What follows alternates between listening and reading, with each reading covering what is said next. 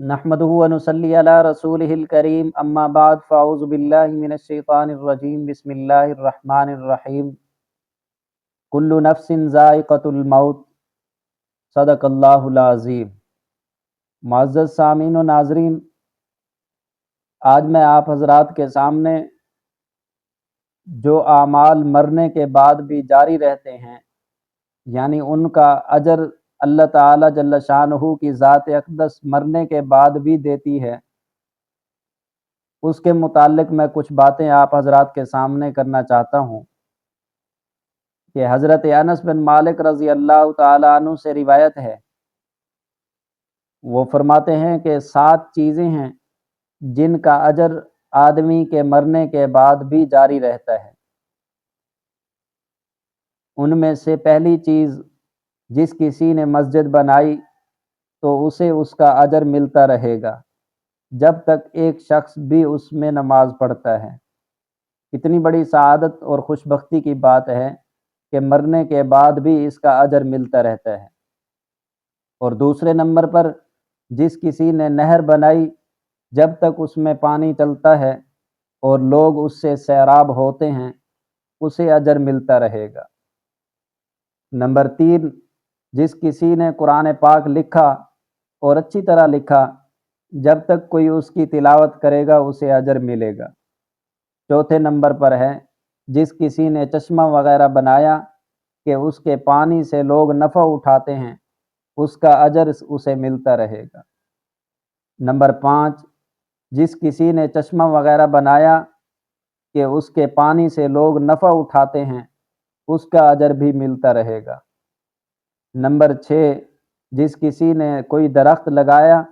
جب تک لوگ یا پرندے اس کا پھل کھائیں گے یا نفع اٹھائیں گے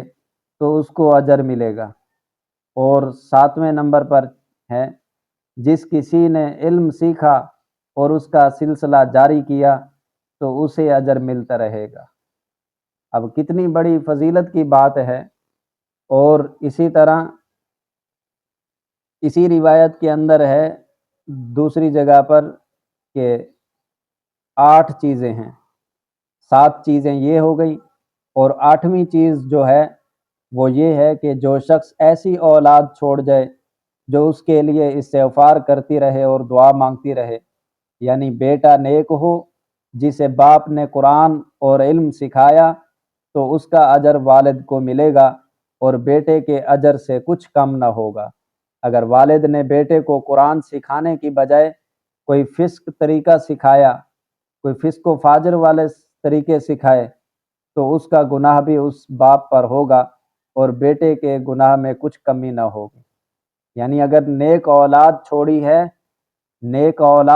ہے تو اس کی نیکی جو ہے اس کے والدین کو ضرور ملے گی اور اس کا اجر ملتا رہے گا۔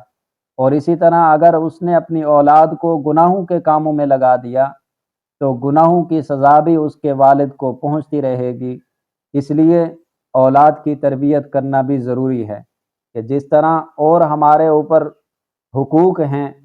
والدین کے حق ہو گئے، اسی طرح پڑوسیوں کے حقوق ہو گئے، گھر والوں کے حقوق ہو گئے، اور بھی جس طرح حقوق اللہ تبارک و تعالی جل شانہ نے انسانوں کے ذمے لگائے ہیں، اسی طرح یہ حق بھی لازمی اور ضروری ہے والدین کے لیے کہ اپنی اولاد کو اچھی تربیت کرے۔ جب اچھی تربیت ہوگی تو اس کا جتنا بھی ثواب ملے گا وہ سب کا سب اس بچے کو بھی ملے گا، اس اولاد کو بھی ملے گا، اور اسی طرح اس والدین کو بھی ملے گا جنہوں نے اس اولاد کی پرورش کی ہے۔